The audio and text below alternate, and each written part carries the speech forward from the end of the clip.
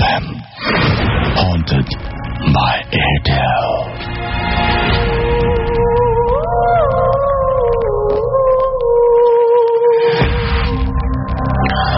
শুনছেন সবসময় রেডিও ফুর্তি, আর এই মুহূর্তে শুরু হয়ে গেল ভূত এফএম হন্টেড বাই এয়ারটেল।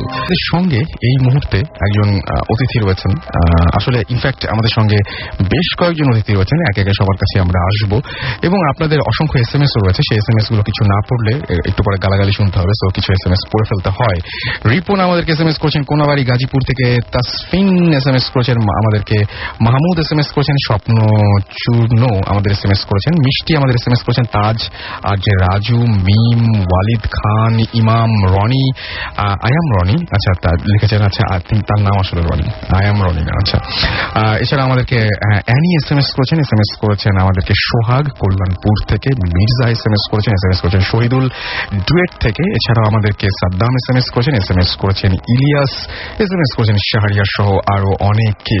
আমাদের সঙ্গে এখন যেই গেস্ট উপস্থিত রয়েছেন, ইনফ্যাক্ট তার সাথে আমি যে বিষয়, তার যখন ঘটনাটা শুনছিলাম, ঘটনাটা একটু উইয়ার্ড টাইপের বলছি এই জন্যই যে তিনি কোনো একটা সময় যে ব্ল্যাক ম্যাজিক বা এরকম জিনিসের সাথে জড়িয়েছিলেন এবং তার একটা ভয়ঙ্কর অভিজ্ঞতা হয়েছে যে সেখানে কি ঘটে, আসলে ব্ল্যাক ম্যাজিকের যে ব্যাপারটা সেটার সময় কি ঘটে। আমরা শুধু তার নাম জানতে চাইবো, তার পরিচয়টা জানিয়ে দেবো আপনাদেরকে। আপনার নামটা বলবেন, পরিচয় বলবেন। আমার নাম মোখলেসুর রহমান, আমি আসছি ইন্দিরা রোড থেকে। ওকে, আচ্ছা। তো আমরা মানে আপনি যে ঘটনাটা বলবেন সেটা কত বছর আগের ঘটনা হবে? এইটা 1978। ওকে, অনেক আগে। তখন আপনার বয়স কত ছিল? তখন আমার 62-তে জন্ম, সুতরাং 15-16 এরকম হবে। 15-16 হবে। ওকে, তাহলে আমরা মূল ঘটনায় চলে যাই। কি হয়েছিল আপনার সেই সময়? আসলে সে সময় আমি তখন 9-এ পড়ি। তো আমার বাবা খুব সাহসী ছিলেন, একটু ব্যাকগ্রাউন্ড বলা দরকার। সেই সূত্রে আমিও কিছুটা মনে হয় 35 সূত্রে ছেড়া পেয়েছিলাম। তো বাবার গল্প শুনতে শুনতে আমার ভিতরেও একটা স্পৃহা থাকে, আমি ইন্সপায়ার্ড হয়ে যে আমিও এরকম কিছু একটা করব। তো তখন আমার যে সাহসিকতা ছিল মোটামুটি সেটা সবার মুখে মুখে ফিরত। তো সে সময় এই যে ঘটনাটা আমি এখন বলবো, আমার সাথে পুরোটাই জড়িয়ে আছে। আমি ঘটনাটা এভাবে বলবো যে আমার পাশের গায়ে একজন মৌলবী বাস করতেন, উনি মক্তব্যে পড়াইতেন, বাট পরবর্তীতে উনি দোয়া কালাম দিয়ে মানুষের জিন হাজির করা, জিন ছাড়ানো এসব কাজ করতেন, মানে ওজার কাজ করতেন। আচ্ছা, কাজ করতেন। তো উনি খুব ভালো ছিলেন। তো উনি এই কার্তিক মাসের অমাবস্যা রাতে এক রোগীকে মানে ভূত ছাড়ানোর পরে একা বাড়ি ফিরছিলেন। বাড়ি ফেরার পথে উনি রাস্তার মাঝখানে দুটো বাঁশের ঝাড় ছিল, জঙ্গল ছিল, ওই বাঁশের ঝাড়ে ওখানে এসে দেখেন দুটো বাঁশ, একটা বাঁশ মানে নুয়ে আছে। উনি ওইটাকে পার মানে ঠেলে উপরে তুলে নিচ দিয়ে পার হবেন, এই জন্য উপরে তোলার সময় হঠাৎ বাসটা অটোমেটিক্যালি উপরে উঠে যায় এবং উনি বুকে ব্যথা পান। বুকে ব্যথা পাওয়ার পরে ওখানে অজ্ঞান হয়ে পড়েন। অজ্ঞান হয়ে পড়ার পরে উনি রাতে আর জ্ঞান ফেরে নেই, ভোরের দিকে ওনার জ্ঞান ফিরছে। ওই রাতে ওই দিক দিয়ে আর কারো যাওয়া আসা ছিল না। প্রসঙ্গক্রমে বলি, এখানে ওই রাতে ঝড় হয়েছিল, বৃষ্টি এবং ঝড়। তো উনি ভোরে যখন ওনার জ্ঞান ফেরে তখন উনি বাড়ি চলে যান। বাড়ি চলে গিয়ে ওনার কয়েকবার রক্ত বমন হয়। রক্ত বমন হওয়ার পর উনি বিছানা নেন। তারপর ওনার ছেলেরা ডাক্তার দেখায়, বাট কোনো কিছুতেই ওনার কোনো ইমপ্রুভমেন্ট হয়নি। তো এর মধ্যে কয়েক মাস কেটে গেছে। তো ওনার যখন উনি মানে এমন কিছু আচরণ করতেন যে ওনার ছেলে মেয়েরা ভয় পাইত। মানে ওনার চেহারাটা নাকি এতই বিদঘুটে এবং এতই ভয়ার্থ হয়ে গেছিল যে ওনাকে যে দেখতো সেই ভয় পাইতো। ইভেন যারা দেখতে আসতো বাচ্চা কাচ্চাকে দেখাইতো না ওই লাশের মতো চেহারাটা। উনি এমনি ছিলেন কালো করে এবং খুব চিকন। তো উনি এতই শুকে গেছিলেন যে ওনার চামড়া ওনার হাড়ের সাথে লাগে গেছে, এমন দেখলে যে কোনো লোক ভয় পেত। তো এরকম একদিন আমার গায়ে একজন তান্ত্রিক বাস করতেন। উনি বেসিক্যালি ব্ল্যাক ম্যাজিক করতেন, চর্চা করতেন। তো ওনাকে একদিন ডাকতে আসে ওই ফকিরের ছেলে, ওনার একটু ট্রিটমেন্ট করার জন্য। তো উনি ট্রিটমেন্ট করতে যায়। ট্রিটমেন্ট করতে গিয়ে বেশ কয়েকদিন যাওয়ার পর উনিও ভয়ের তো অনেক জিনিস থেকে আসে। আসার পর একদিন গল্প করলেন যে এরকম তার এই অবস্থা, প্রচন্ড রকম এমন কিছু অঙ্গভঙ্গি করেন যেটা দেখলে যে কোনো লোক ভয় পাবে। তা আমি আবদার করলাম যে আমি আপনার সাথে যাব, কারণ ওনার উপরে আমার এত অগাধ বিশ্বাস। উনি আমাদের এলাকার মধ্যে বেশ নাম করা তান্ত্রিক। তো ওনার সাথে একদিন আমি জোর করেই, মোটামুটি জোর করে উনি নেবেন না, বাট জোর করে আমি গেলাম। যাওয়ার পরে সন্ধ্যার 7টা-8টার দিকে ওই বাড়ি পৌঁছাইলাম। পৌঁছানোর পরে যখন ওনার ঘরে গেলাম, ঘরে গিয়ে মানে আমি প্রথমে খেয়াল করিনি, হাতের বাম পাশে একটা তক্তপোষ আছে, ওর উপরে রুগী শোয়ানো। রোগী সারা শরীরে কোনো কাপড় নেই, শুধু কোমরে একটা কাপড় পেঁচানো আছে এবং গিট দেওয়া, তাতে সে খুলতে না পারে। মানুষের চেহারাতে এত বিদঘুটে, এত ভয়ার্থ হয় আমি আগে কখনো দেখিনি। আমার যদিও সাহসের একটা ইয়ে ছিল, কিন্তু ওখানে যাওয়ার পরে ওই মানে জীবন্ত লাশটা দেখে আমার মনে হয়েছে যে আমার মনে হয় কোনো সাহসই নেই। আমার হাত পা কাঁপা শুরু হয়ে গেছে, ভয়ে আমি মানে আমার কণ্ঠরোধ হয়ে গেছে। সে হাত পা নাড়াচ্ছে, চোখ উল্টাচ্ছে, এ করছে, যে গলা দিয়ে ঘর ঘর শব্দ বের করছে, তার কিন্তু জবান বন্ধ হয়ে গেছে, কোনো কথা বলতে পারে না, গলা দিয়ে ঘর ঘর শব্দ। তো আমার সাথে যিনি গেলেন, ওই রহিম চাচা, ওনার ট্রিটমেন্ট করলেন কিছু, ওই ঘুরে ঘুরে 7 পাক দিয়ে কিছু মন্ত্রপুত জল ছিটালেন। তো এই সময়টাই ওই লোক যে এত মানে হাতগুলো চিকন, এত কাঠির মতো হয়ে গেছে, মাথাটা ছোট হয়ে গেছে, মানে ছোট বলতে এত ছোট যে দেখলে যে কোনো লোক ভয় পাবে, চোখগুলা বের হয়ে আসে মাঝে মাঝে। তো এরপরে ওখান থেকে আমরা যখন বের হয়ে আসলাম, আসার পরে রহিম চাচা আমাকে বললেন যে তুমি ভয় পাইছো কিনা। না, আমি অতটা ভয় পাইনি, একটু যদিও ভয় পাইছি, আমি প্রচন্ড ভয় পাইছি, কিন্তু আমি একটু নিজেকে সামলে নিয়ে ওখানে বললাম যে আমি অতটা ভয় পাইনি, আপনি ছিলেন তো এই জন্য ভয় পাইনি। যাই হোক, এরপরে আসে আর খবর নেয়নি, কিন্তু ওনার ভয়ের কাহিনী পুরো গ্রাম ছড়াই গেছে যে সে এরকম ভয়ার্থ কাহিনী ইয়ে করে, অঙ্গভঙ্গি করে, যার জন্য কেউ তাকে দেখতে যায় না। ঠিক এরপরে মনে হয় আরো কয়েক মাস কেটে গেছে। যেদিন, যে গত বছর যে কার্তিক মাসের অমাবস্যার রাতে উনি আহত হয়েছিলেন, ঠিক ওই দিনে আবার ওই ঝড় বৃষ্টি, ওই দিন উনি মারা গেলেন। মারা যাওয়ার পরে ওনাকে পরের দিন ওনার বাড়ির পাশে একটা গালি ভিটে আছে, ওখানে দাপন করা হলো। দাপন করার পরে ওনার ছেলেরা, গ্রামে প্রচলিত আছে যে এই কার্তিক মাসের ভরা অমাবস্যায় যদি কোনো তান্ত্রিক মারা যায়, তার মাথাটা যদি কেটে আনা যায়, সেটা দিয়ে অনেক অসাধ্য সাধন করা যায়। তো যার জন্য ওনার ছেলেরা একটা পাহারার ব্যবস্থা করলেন, যাতে ওনার মাথাটা কেউ কাটতে না পারে। 2-3 রাত তারা পাহারা রাখছেন, কিন্তু কিছু ভয়ার্থ কাহিনীর কারণে তারা কোনোভাবেই এটা কন্টিনিউ করতে পারেননি। তারা আস্তে আস্তে মানে ওখান থেকে চলে যেতেন, আসতেন ঠিকই, হয়তো 1-1.5 ঘন্টা পরে সে আবার চলে যেতেন। এর মধ্যে ঠিক 5ম দিনে আমি একদিন সন্ধ্যায় পড়তে বসছি, তা আমার বাড়ির যে চাকর, নাম ছিল তসলিম, আমাকে এসে বললো যে খোড়া চাচা যাইতে বলছে। তসলিম ছিল ওই খোড়া চাচার একমাত্র শিষ্য, খুব সাহসী সে। আমি তো বুঝে ফেলছি কেন যাইতে বলছে, আমার হাত পা তখনই কাঁপা শুরু হয়ে গেছে। কিন্তু ওই যে সাহসের পরিচয়টা আগে দিয়েছি, তো ওই ক্রেজটা ধরে রাখার জন্য আমি রাজি হয়ে গেলাম, ঠিক আছে আমি যাব। তারপরে 9টা-10টার দিকে আমি ওই তসলিমের সাথে খোড়া চাচার বাড়িতে গিয়ে উঠলাম। গিয়ে দেখি ওনার বাড়িতে উনি একা, ঘরের ভিতর কিছু লাইট জ্বালায়া, ছোট ছোট দিয়ের বাতি জ্বালায়া, অনেকগুলা মরার মাথা আছে, খুলি আছে, কিছু হার আছে, একটা নতুন কোদাল আর একটা বেতের ছড়ি, পাকানো বেতের ছড়ি নিয়ে উনি কি সব যন্ত্রমন্ত্র করছেন। তা আমাদেরকে ইশারায় বসতে বললেন, আমরা বসলাম।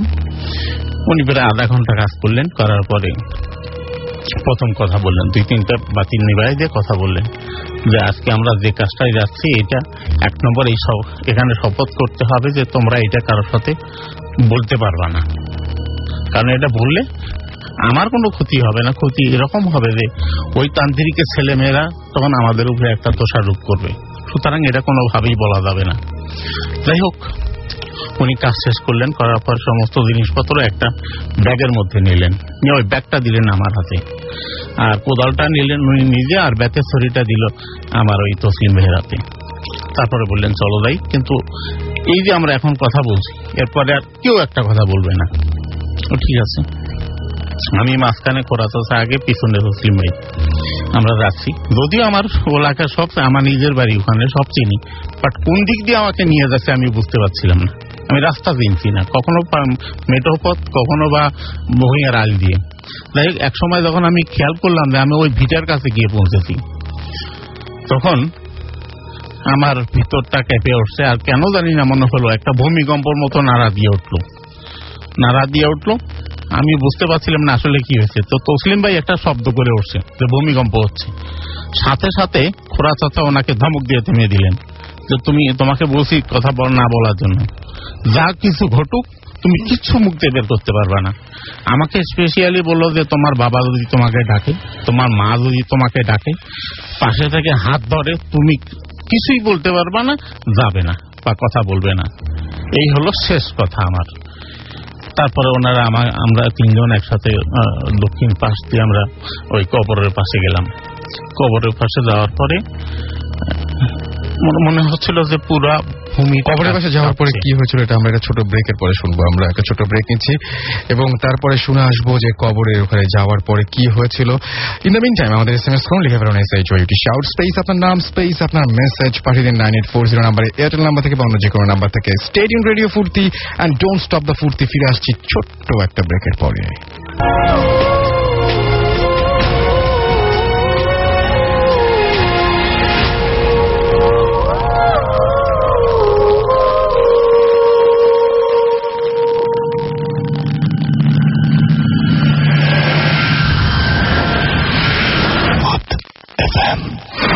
Haunted by Airtel.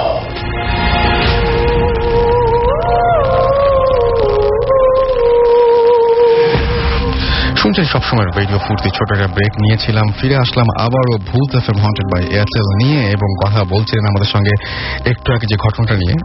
একজন সাহসী মানুষ, আপনার নামটা একবার বলবেন? আমার নাম মোখলেসুর রহমান। জি, মোখলেসুর রহমান। এবং বাকি অংশটা তারপরে আপনি যখন গেলেন এবং যখন আসলে তারা মাথা সংগ্রহ করতে গেল, এরপরে কি হয়েছিল?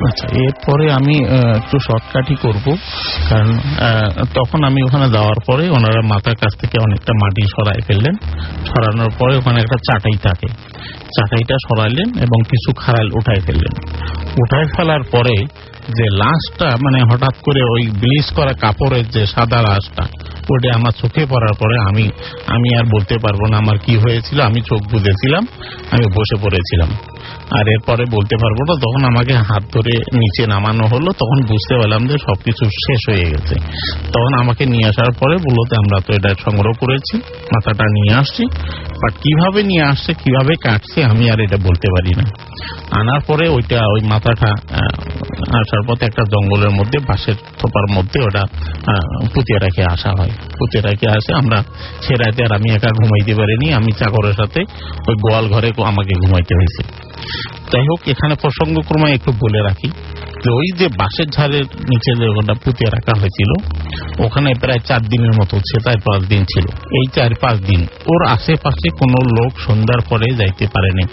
যেই গেছে সেই কিছু না কিছু দেখেছে। সেই যে কিছু না কিছু দেখায়। কি ধরনের? যেমন অনেক সময় দেখে যে অনেকগুলো মুরগি একসাথে ওই জঙ্গলের ভিতরে ঢুকে গেল। কেউ দেখেছে যে পুরো বাঁশগুলা মানে নুয়ে আসে মাটিতে শুয়ে আছে। কেউ দেখেছে শুয়ার ঘট করে চলে গেল। এরকম এক একজন এক একটা দেখেছেন। তো এরপরে আমি জানি না, এরপরে ওখান থেকে মাথাটা তসলিম ভাই নিজে নিয়ে গিয়ে অন্য জায়গায় রেখেছিলেন। সেটা হলো একটা বিলের মধ্যে, পানির মধ্যে পুঁতে রাখছিলেন। পুঁতে রাখার পরে ওই বিলে সবাই সচরাচর শীতের সময় রাতে মাছ ধরে, প্রচুর মাছ পাওয়া যায়। প্রফেশনাল যারা জেলে তারাও রাতেই মাছ ধরে ওখানে। কিন্তু ওইটা পুঁতে রাখার পরে যে কয়দিন ওখানে ছিল, একটা জেলে ওখানে মাছ ধরতে যাইতে পারেনি। দেখা গেছে যে ওই মানে পানির ভিতর থেকে মনে হয় বড় বড় ঢেউ আসতেছে সমুদ্রের মতো। এখন মনে হয় ডুবে দিয়ে যাবে নৌকা বা ভেলা যাইয়াছে। এই ভয়ে আর কেউ ওখানে যাইতে পারতো না। হঠাৎ দেখতো এক ঝাঁক বাদুড় উড়ে আসছে, সে পানিতে নাচতেছে। মানে এগুলো দেখে আর ওখানে কেউ ভয়ে যাইতো না। তো এক শনিবারে আমাকে প্রায় এর তো 10-15 দিন পরে হবে, আমাকে তসলিম ভাই বললো আজকে শনিবার, তখন ওখানে আমাদের হাটের দিন, লোকজন সচরাচর থাকে না, বললো যে আমাদের একটু বাটির বিলে যাবো। কেন? ওখানে মাথাটা ওখানে রেখে আসছি। এই ঘটনা আমরা 3 জন ছাড়া আর সেকেন্ড কোনো লোক জানতো না। তো আমরা গেলাম ওখানে, সন্ধ্যের সময় দেয় উনি কি করলো, ওই হাতে একটা পলিথিন পেঁচায়া মাথাটা উঠালেন, পরিষ্কার করলেন, করে ব্যাগে নিয়ে আমরা যখন আসতেছি আমাকে আগে দিয়েছে, উনি পিছনে বসে, যে পিছনে যাই ঘটুক তুই পিছনে তাকাবি না, সামনের দিকে যা, কিছু হবে না। তো আমরা যখন আসতেছিলাম মনে হচ্ছিল পিছনে ঝড় হচ্ছে, প্রচন্ড ঝড় হচ্ছে। তো আমি হাঁটছি, আমি কোন দিক দিয়ে হাঁটছি, কিভাবে হাঁটছি আমি বলতে পারবো না। বাড়ির যখন আসছি, আসার পরে ওটা আনি ওনার বাসায় বাড়ি পৌঁছে দিয়েছে, খোরা চাচার বাড়িতে। এই ঘটনাটা তো আমি অনেকবার শুনেছি যে এরকম ধরনের কোনো কাজ করলে বা এরকম জায়গায় যে যারা এরকম মাথা টাথা সংগ্রহ করতে যাবে, শুনেছি আশেপাশে অনেক ঝড় বৃষ্টি এগুলো হয়, গায়ে লাগে না, কিন্তু চারপাশে এটা আপনি নিজেও জায়গায় ছিলেন। আমি হয়তো বলতে একটু ভুলে গেছি, আমরা যখন বেটাতে উঠছি মনে হচ্ছে প্রচন্ড শোষ শব্দ হচ্ছে, প্রচন্ড বৃষ্টির শব্দ শোনা যাচ্ছে, কিন্তু মজার ব্যাপার হলো আমার গায়ে কিছু লাগছে না, কোনো বাতাসও লাগছে না, কোনো বৃষ্টি হচ্ছে না, কোনো বৃষ্টির পানিও আমার গায়ে লাগছে না। অনেক প্রকারের শব্দ হচ্ছে, মনে হচ্ছে প্রচন্ড ঝড় বয়ে যাচ্ছে, কিন্তু আমার গায়ে কিছুই লাগছে না। কিন্তু আমি একটা জিনিস শুনেছিলাম পরে, যে যখন এটা আমার সাথী যারা ছিল তারাও জানে, যখন মাথাটা কাটার পরে তখন দেখেছে যে আর কোনো শব্দ নেই, নর্মাল একটা রাত্রি যেমন একটা ভিটাতে যেমন ঝিঝি পোকা ছাড়া আর কোনো কিছু শোনা যায় না, ঠিক অতটুকুই, বাকিটা সব শান্ত হয়ে গেছিল। সব শান্ত হয়ে গেছিল। এই মাথা নিয়ে আসার পরে একটা ব্যাড এফেক্ট করছিল ওই রহিম চাচার উপরে। ওনার 1 বছরের মধ্যে ওনার একটা বাচ্চা মারা যায়, একই রকম একটা কেসে, ভৌতিক কেসে ওনার একটা বাচ্চা মারা যায়। এরপরে থেকে আমার মনে হয় উনি তান্ত্রিকতা বাদ দেন এবং 1-2 বছর পরে উনি মারাই যান। এবং আপনি আর ভবিষ্যতে কোনোদিন এরকম আর আমার ওই ভয়টা এখনো আছে। অনেকে আমাদের ইমেল করেন যে এরকম ধরনের ব্ল্যাক ম্যাজিক প্র্যাকটিস করতে চান, আপনি কি এটার পক্ষে না বিপক্ষে? আমি এটার পক্ষে না, কারণ এটার প্রচন্ড সাহসী না হলে এগুলো করতে যাওয়া মানে নিজের জীবন নিয়ে খেলা। কারণ আমি তখন হয়তো অনেকটা যশের বসে কিংবা ইচ্ছাকৃত ভাবে নিজেকে একটু হিরো মনে হইতো, সত্য কথা যেটা, যে আমি হলে সবাই আমার সাথে যখন পরিচয় করে দিত যে খুব সাহসী। কারণ আমি শ্মশান ঘাট থেকে অনেক সময় পানি নিয়ে আসছি, শ্মশান মানে মরার, হিন্দুরা যাদের মরা পুড়তে পারে না, পুঁতিয়া রাখে, সেগুলোর উপরে একটা করে পয়সা রাখে, তামার পয়সা, ওই পয়সাটা সংগ্রহ করা খুব টাফ, ওইটাও আমি নিয়ে আসছি। এই যে একটা ক্রেজ তৈরি হয়েছিল, এটার জন্যই তখন আমি করেছিলাম। কিন্তু আমি এটা কাউকেই উৎসাহিত করব না, কারণ এটা হয়তো আমরা সাময়িক একটা দশের জন্য এটা করি, কিন্তু এটাতে প্রচুর ঝুঁকি থাকে। ওকে, এটা প্রচুর ঝুঁকি থাকে। ওকে, থ্যাংক ইউ সো মাচ আপনার ঘটনার জন্য। অনেক কষ্ট করে এসেছেন আপনি। আমি জানি যে চিটাগং এ মাঝে মাঝে যেতে হয়, চিটাগং থেকে আপনি এসেছেন এখানে, আবার মানে ঘটনা মানে এই মাঝখানে একটা সময় বের করে মোটামুটি 3-4 উইক ধরে আপনি চেষ্টা করছেন শোতে জয়েন করার, এবং মানে আপনাকে অনেক ধন্যবাদ। আচ্ছা, আপনাকেও ধন্যবাদ। সেই সাথে আমি রেডিও ফুর্তিকে ধন্যবাদ জানাচ্ছি যে এত সুন্দর একটা অনুষ্ঠান প্রচার করার জন্য। পাশাপাশি আমি ধন্যবাদ দিচ্ছি আমার মেয়ে অর্থীকে, যে আমাকে এখানে আসতে ইন্সপায়ার্ড করেছে, কারণ প্রথম আমি তাদের সাথে এই ঘটনাটা শেয়ার করেছিলাম। ওকে, থ্যাংক ইউ সো মাচ। আমাদের সঙ্গে আরেকজন গেস্ট রয়েছেন, এবং তিনি এসছেন আসলে বেসিক্যালি তিনি এখানকার না, তিনি ইন্ডিয়ার, এবং তিনি এসছেন কলকাতা থেকে। সো তার সঙ্গে আমরা পরিচয় করে দেবো। আপনার নামটা একটু বলবেন? আমার নাম পুষ্পেন্দু চ্যাটার্জি। ওকে, সো পুষ্পেন্দু চ্যাটার্জি, আপনার কাছে যে ঘটনাটা আছে, মোটামুটি আমরা কোন ঘটনা দিয়ে শুরু করছি? ঘটনাটা কোথায় ঘটেছিল? মানে আমি প্রথম যে ঘটনাটা বলবো আমাদের লাইফে ঘটা, সেটা হচ্ছে গুয়াহাটিতে আমরা কর্মসূত্রে যাই কাজে। আচ্ছা, মানে মিডিয়ার জব যেরকম হয়, তো আমরা 5 জন বন্ধু মিলে ওখানে থাকি, এবং প্রথমে আমরা ছিলাম যে কোম্পানির কাজে গিয়েছিলাম ওখানকার গেস্ট হাউসে। আচ্ছা, দেন আমরা কিছুদিন বাদে ওখানে কয়েকজন এজেন্টের মাধ্যমে ফ্ল্যাট একটা খুঁজে পাই, যেখানে আমরা রেন্টে 5 জন এন্ট্রি করি। এবং সবচেয়ে এটা আশ্চর্য লেগেছিল, ফ্ল্যাটটা 4টে কামরা প্লাস ওয়েল মেনটেন অ্যান্ড খুব সুন্দর একটা ফ্ল্যাট, অথচ রেন্ট খুবই কম। মিনস ওই সময় আমি বলছি, এটা আমার জীবনে হয়েছে আমাদের 2008-এ, এবং সেই সময় ওই এলাকায় ওই ফ্ল্যাটের ভাড়া ন্যূনতম হওয়া উচিত ছিল 15,000 টাকার মতো, সেখানে আমরা পেয়েছিলাম অনলি 6,000 টাকায়। অনেক কম, অর্ধেকেরও কম। তো যাই হোক, আমরা তখন 7-5 না ভেবে নিয়েছি, এবং নেওয়ার পর যথারীতি থাকা শুরু করেছি। এবং আমাদের ম্যাক্সিমাম কাজ রাতের বেলায়, যেহেতু কেউ টেকনিক্যাল ফিল্ডে আছে, কেউ প্রোগ্রাম ফিল্ডে আছে, তো তারা তাদের কাজ কমপ্লিট করে, আমাদের ডিউটি আওয়ারটা এরকম থাকতো কি বিকেল 4টে থেকে রাত্রি 12টা অবধি, দেন আমরা ফিরতাম। আচ্ছা, এবং ফেরার পর 5 জন বন্ধু মিলে প্রথমে একটু মুভি টুভি দেখা, দেন রান্না, কিছুটা একটা কাজের মাসি, মানে আপনাদের এখানে বুয়া বলে, তো উনি ছিলেন, উনি রান্না করে যেতেন। এবং তারপর আমরা গিয়ে কিছু যদি খেতে ইচ্ছে করলো তো আমরা নিজেরা কিছুটা কুক করে নিলাম। তো প্রথম কদিন এরকম ভাবে চলছে এবং মুভি টুভি দেখা চলছে, গান বাজনা, একটু আড্ডা ফুর্তি, গল্প, এরকম সবকিছুই হচ্ছে, সঙ্গে কাজকর্ম চলছে। যখন আমরা প্রথমের দিকে ওই সব খেয়ালও করিনি যেগুলো হতো, যখন কিছু আমরা তো গল্প করছি 5 জন বন্ধু মিলে একটা ঘরে, আমাদের 4টে রুম ছিল, দেখা যাচ্ছে অন্য রুমের বাথরুমে মানে একটা জল পড়ার, মানে হঠাৎ করে এক মগ জল কেউ ঢেলে দিলে যেরকম হয় আওয়াজ হলো। তো আমরা ভাবতাম কি পাশেও একটা ফ্ল্যাট ছিল, আমরা ভাবতাম যে তার বাথরুম থেকে আওয়াজটা এসছে, তো আমরা অতটা গা করতাম না। যেমন এরকমও হয়েছে যে সকালবেলায় আমরা ব্রেকফাস্ট করে দরজা টরজা লাগিয়ে দিয়ে চলে গেছি, দেন বাজার টাজার করার পর যখন ব্যাক করেছি, এসে দেখছি যে আমরা যেখানে ব্রেকফাস্ট করেছিলাম সেখানে ব্রেড ট্রেড যা রাখা ছিল সেগুলো পুনরায়, মানে যতটুকু আমরা খাওয়া দাওয়া করে গেছি তারপরে গিয়ে দেখছি যে আরো 2টো ডিম পড়ে আছে বা আরো 4টে কলা পড়ে আছে। তো এটা আমরা প্রথম দিকে অতটা গুরুত্ব দিইনি এবং গুরুত্ব সহকারে দেখেও নি, দেখারও প্রয়োজন নেই, কারণ মনের কথা তো হতে পারে। এবং যেটা সবচেয়ে, যেদিন থেকে আমরা নক করা শুরু করলাম, যেমন একদিন আমাদের সবার একটু আগে অফিস যাওয়ার ছিল, তো আমরা 4 জন বন্ধু মিলে বেরিয়ে গেছি এবং ওখানে আমাদের যে সিনিয়র সবচেয়ে যিনি ছিলেন উনি ঘুমাচ্ছিলেন। তো আমরা কি করেছি, ওনাকে ডেকে, মানে যে দাদা আমরা যাচ্ছি, তো দরজাটা লাগিয়ে দেওয়া হোক। ও ঘুমের ঘরে কি বুঝেছে কি বোঝেনি জানি না, ও লাগায়নি দরজা, ঘুমিয়ে গেছে এবং আমরা বেরিয়ে চলে গেছি। বেরিয়ে যাওয়ার পর তারপরে ও যথারীতি 6টা নাগাদ অফিসে এসছে, এসে বলছে ভাই তোরা যে চলে এলি কিন্তু দরজাটাকে ভিতর দিয়ে লাগালো। তো আমি বললাম যে তুমি লাগিয়েছো, আমরা তো তোমাকে নক করে দিয়ে চলে এসেছি। বলছে না ভাই, আমার যতটুকু আমি ঘুম থেকে উঠে দেখেছি যে ছিটকানি লাগানো আছে এবং তোরা কেউ নেই, আমি তোদেরকে খুঁজেছি, বাথরুমে কেউ থাকতে পারে খুঁজেছি, দেখেছি, কিন্তু কাউকে আমি দেখতে পাইনি। তো তখনই আমার প্রথম মানে মাথায় ড্র্যাক করলো যে তাহলে দরজাটাকে লাগালো। তো দেন আমরা ওই সময় হাসি ঠাট্টা করে উড়িয়েছি ব্যাপারটা, যে না এটা তোমার মনের ভুল, তুমি হয়তো ঘুমের ঘরে লাগিয়েছো, অত খেয়াল নেই। তো যত দিন যাচ্ছে আস্তে আস্তে এরকম টুকটাক আনকনসিয়াস ঘটনা আমাদের চোখের সামনে আসছে এবং যেটা আমরা মানে প্রত্যক্ষ করছি। যেমন কখনো হয়েছে কি, আমাদের রাত্রেবেলা খাওয়া দাওয়া করার পর বাসনপত্র বেসিনে রেখে আমরা যে যার মধ্যে শুতে গেছি এবং সকালবেলা উঠে দেখেছি কি যে থালাটা আমরা বেসিনে রেখেছি সেই থালাটা রাখা আছে কিচেনের পাশে এবং তাতে কিছু ভাত আর ডাল মাখানো পড়ে আছে, যেটা আমরা মানে এখন আমার গায়ে কাঁটা দিচ্ছে, যেটা আমরা পরিষ্কারভাবে মনে আছে আগের দিন মানে রাতে আমরা খেয়ে এবং সেটা বেসিনের মধ্যেই রেখেছিলাম। কিন্তু ওটা পরের দিনকারে সকালবেলা আমরা দেখছি যে ডাল এবং ভাত মাখানো অবস্থায় পড়ে আছে টেবিলের উপর। তো যাই হোক, তো এর মুহূর্তে কি হয়েছে, আমি একটুখানি পুজো অর্চনা করতাম আমি যতদিন ছিলাম, মানে আমার সঙ্গে ঠাকুর থাকে, তাকে আমি যেমন আপনাদের প্রার্থনা করা হয় আমাদেরও সেরকম প্রার্থনা করতাম। তো এরপরে কি হয়েছে, আমি ওখান থেকে ফার্স্ট আমি জব চেঞ্জ করে আমি অন্য জায়গায় জব পাই এবং আমি জয়েন করি, দেন আমি আবার কলকাতায় ব্যাক করি এবং আমার 4 বন্ধু গুয়াহাটিতে ছিল। পরে 1-1.5 মাস বাদে তাদের মুখে যেটা শুনতে পাই আর কি এরকম, যে তারাও রুমটা ছেড়ে দিয়েছে।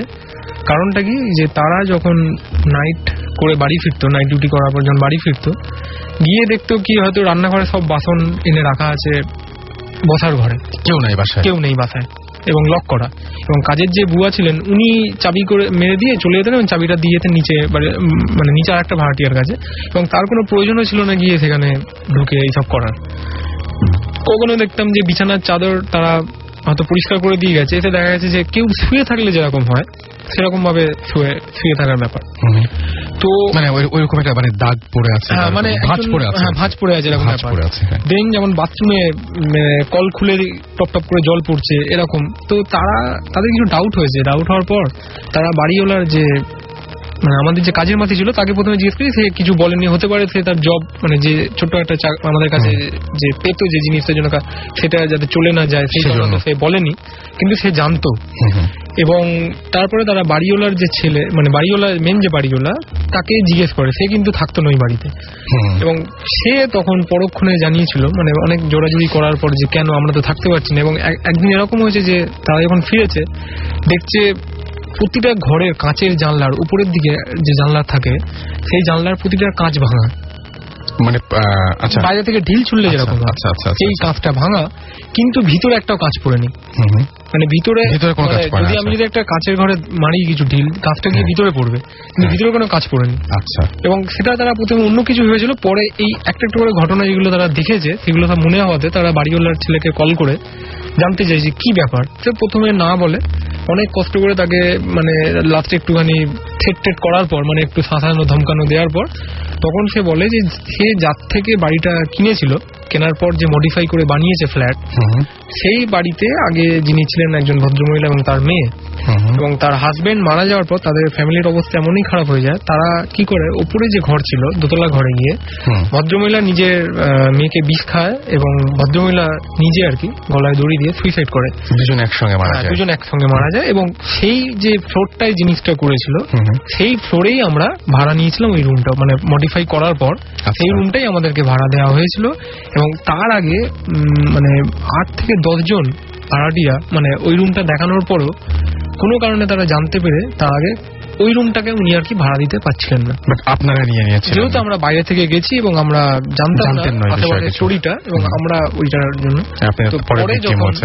পরে যখন এই ব্যাপারটা জানতে পারি, তারপরে আমার বন্ধুরা আর ওই বাড়িতে ছিল না, দেন আবার ওই গেস্ট হাউসে। আচ্ছা, আপনার কাছে সেকেন্ড আরেকটা ঘটনা আছে, আপনি বলেছেন আপনার মার ঘটনা, সেই ঘটনাটা কি? যেটা হচ্ছে আমার এটা ফ্যামিলি, মানে আমি তখন ছোট, 6 থেকে 7 বছর বয়স হবে, এটা হচ্ছে 1991-92 এর ঘটনা। তো ওই সময় আমার মা জেঠিমা মানে আমার মানে এখানে কোনো সমস্যা নেই, জেঠিমা বোঝেন, অসুবিধা নেই। তো ওই আমার সেজু জেঠিমা, উনি আর আমার মা খুব অ্যাজ এ ফ্রেন্ড টাইপের ছিল, এবং আমার বাড়ি হচ্ছিল বেহালায়, ওনার বাড়ি আছে মানিকতলা। তো ওই জেঠিমার সঙ্গে সিনেমা দেখতে যাওয়া, প্রোগ্রামে যাওয়া, অনুষ্ঠানে যাওয়া, মায়ের একদম খুবই বন্ধুর মতো, দুজনে আর কি দিদি বোনের মতো যাতায়াত করতাম। তো কোনো কারণে বাড়িতে মানে পারিবারিক অশান্তির কারণে, আমার জেঠিমার যে বাপের বাড়ি, ওনার বাড়িতে অশান্তির কারণে, এরকম অনেক কিছু কারণে, তো আমার জেঠুর বাড়ি যেখানে ছিল ওইখানে বাথরুমে উনি মানে গায়ে আগুন দিয়ে মারা যায়, মানে সুইসাইড করে আমার জেঠিমা, নিজের জেঠিমা। তো তারপর থেকে মা মানে অনেকটা আঘাত পায় আর কি, যেহেতু একসঙ্গে একটাই মানে যার সঙ্গে সব জায়গায় যেত টেত। তো যাই হোক, তো খুব কাছের ছিলেন, কাছের ছিলেন। তো ওই জেঠিমা মারা যাওয়ার পর প্রথম 1-1.5 মাস সেরকম কোনো এফেক্ট হয়নি। দেন 2-2.5 মাসের মাথায় আমার মা এবং আমাদের তখন একটাই রুম ছিল, বাড়ি 4 কাঠা জমির উপর যে বাড়ি ছিল তাতে একটা রুম, একটা বারান্দা, ছোট বাড়ি যেরকম ছিল, এবং আমার দিদি, আমি এবং বাবা মা থাকতাম। তো একদিন আমার মা হঠাৎ করে দরজা খুলে, মানে তখন যেহেতু একটু পুরোনো টাইপের, তখন অ্যাটাচ বাথরুমের কনসেপ্টটা ছিল না, তখন আমাদের বাড়ির বাথরুমটা ছিল বাগানের একটা কোনায়।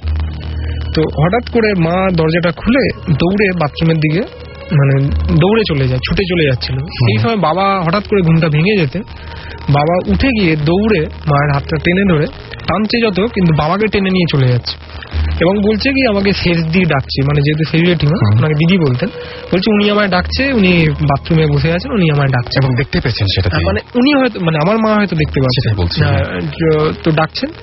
তো যখন দৌড়ে যাচ্ছে আর কি, তো বাবা যখন প্রথমে টানতে গেছে, মানে ওনার একটা এমন অসুর শক্তি, যাই না আমি অতটা মনে নেই, ছোটবেলা যতটুকু আমরা কান্নাকাটি জুড়ে দিয়েছি আমি আর আমার দিদি।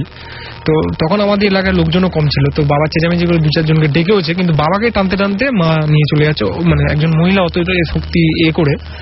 তো তখন বাবা কি করেছে, বাধ্য না হয়ে মায়ের গালে 2 থাপ্পড় মেরেছে। মারতেই মা একদম একটা ঘোরের থেকে বেরিয়ে এসে অজ্ঞান হয়ে পড়ে গেছে।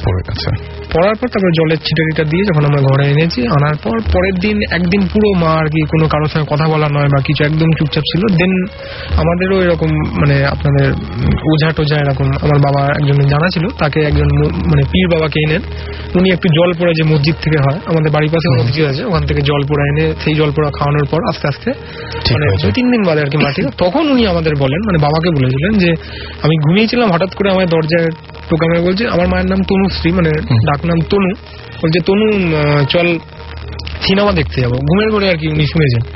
তো বলছে আপনি কোথায়? আমি তাহলে উঠছি, রেডি হই, বলে হ্যাঁ তুই আয়, বাথরুমের দিকে আয়, আমি আছি ওখানে, আমরা একসঙ্গে বেরোবো।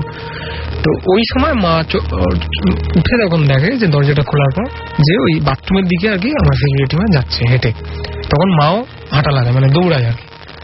তো সেইটা একটা আনকনসিয়াস হয়ে বা যে কারণে জানি না এটা ভৌতিক বা এটা কি, এটা মায়ের লাইফে হয়েছে, এটা ঘটেছে তার জীবনে। আরেকটা যেটা মানে আমার একদম আরেকটা ঘটনা, এটা আমার কাকিমার ক্ষেত্রে হয়েছে, মানে আমার পাড়াতুতো কাকিমা, উনি মুসলিম এবং উনি আমার মানে আমার নিজে, আমি তাকে আমার পাতানো মা বলি। তো ওনার এক মানে বোন ছিলেন, যিনি থাকতেন হচ্ছে আর এক পাক সার্কাস বলে একটা এরিয়া আছে ওখানে, এবং সেখানে এক খ্রিস্টান বাড়িতে ভাড়া থাকতো। তো এবার ওইখানে একদিন হয়েছে ওই খ্রিস্টান বাড়ির যে মেন যে মালিক মারা যায়। মারা যাওয়ার পর তাকে যথারীতি কফিনের মধ্যে রেখে, ঘরের মধ্যে কফিনে রেখে আতর টাতর দিয়ে যেরকম ভাবে যে আনুষ্ঠানিক যে ক্রিয়া হয় এইটা করে রাখা যায়। এবং ওই ভদ্রলোকের মেয়ে এবং বউ দুজনে বাইরে কান্নাকাটি করছে এবং পাড়ার যাবতীয় লোকজন কান্নাকাটি করছে। এবং মানে এমন অ্যাঙ্গেলে রাখা আছে যেমন ধরুন ওই মানে দরজার ওই দিকে রাখা আছে এবং দরজার বাইরে থেকে আমরা দেখতে পাচ্ছি, মানে আমার কাকিমা যতটুকু আমাদেরকে বলেছে এবং যেটা সত্য ঘটনা, কাকিমা বলছে কাকিমারাও গেছে, সবাই মিলে আর কি সান্ত্বনা দিচ্ছে ওনার স্ত্রীকে এবং মেয়েকে।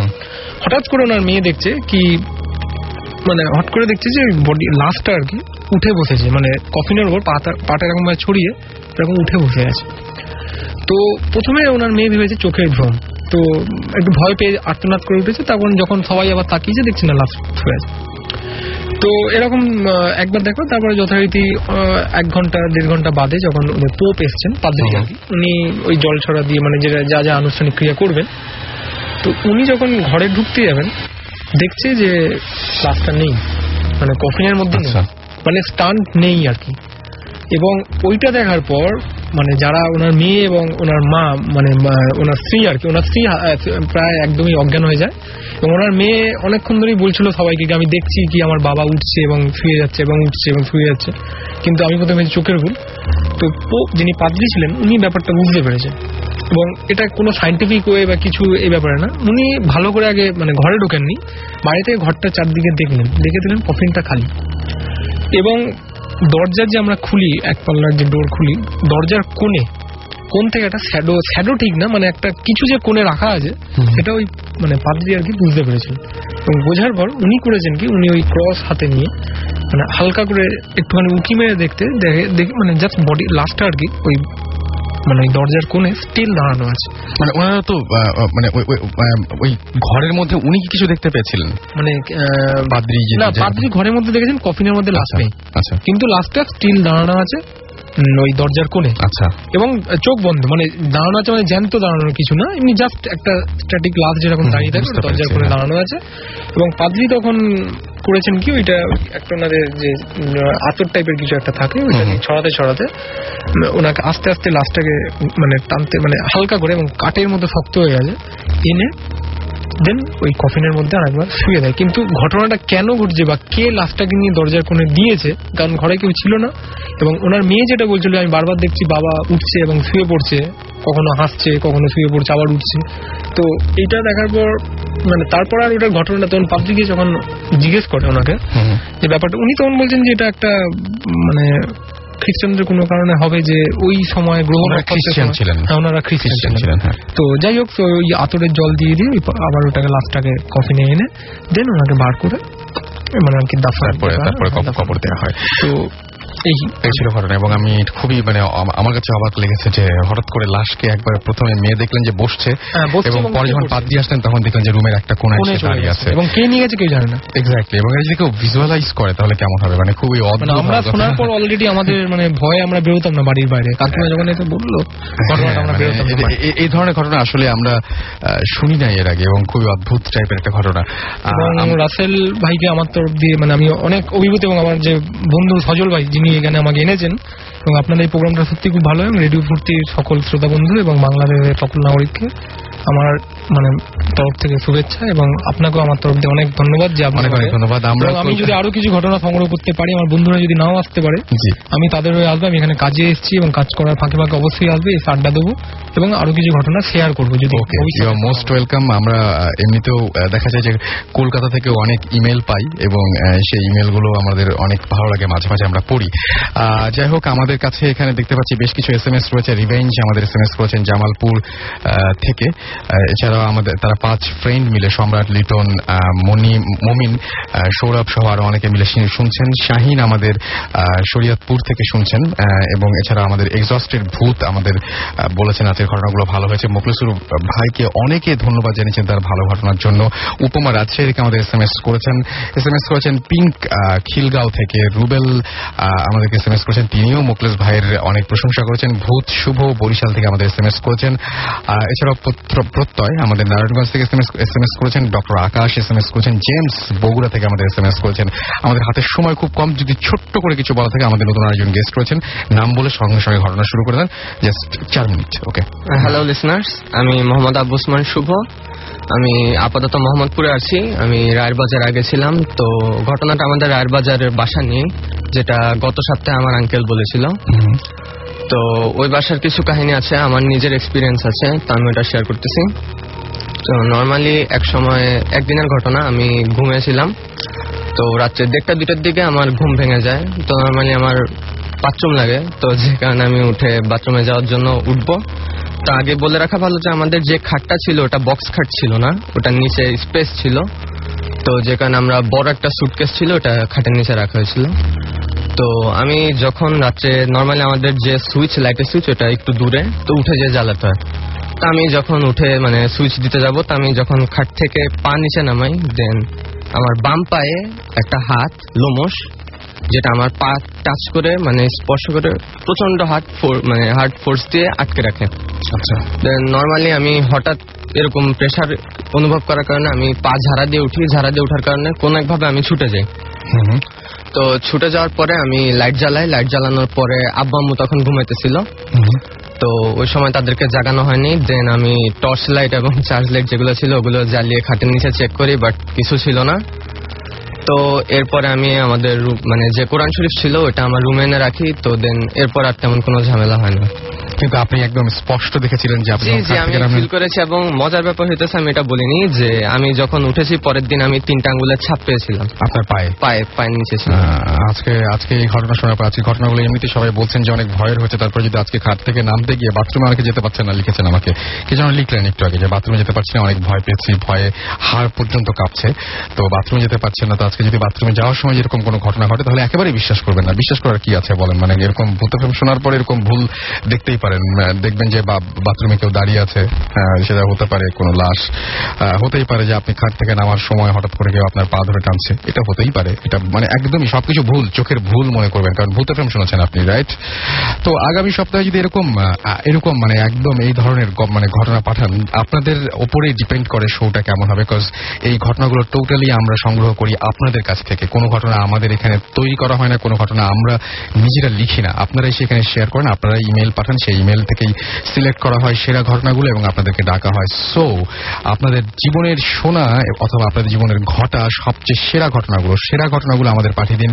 মেইল করুন, ইমেইল করুন আমাদেরকে। ইমেল অ্যাড্রেসটি আরো একবার জানিয়ে দিচ্ছি, bhutfm@radiofuti.fm, স্পেলিং বলে দেবো BHOOTFM@radiofuti.fm। মাসুম অনেকক্ষণ ধরে উসখুস করছে, সুতরাং আমাদের এই মুহূর্তে এখন শো শেষ করতে হবে, ভূত এফএম আজকে শেষ করতে হবে। আমার কিছু করার নেই, আমার আসলে অনেকক্ষণ কথা বলার ইচ্ছা ছিল, আরো ঘন্টাখানেক কথা বলতে পারলে, আমার নিজের অনেক ঘটনা ছিল সেটাও বলতে পারলাম না, মাসুম হাত দেখাচ্ছে বারবার। সো আমি শেষ করছি, আগামী সপ্তাহে আবার কথা হবে একই সময় ঠিক 11:59। সেই পর্যন্ত সবাই ভালো থাকবেন, সুস্থ থাকবেন, সুন্দর থাকবেন, মোস্ট ইম্পর্টেন্টলি ফুর্তি থাকবেন। আজকের রাতটা অনেক অনেক শুভ হোক সবার জন্য। টাটা।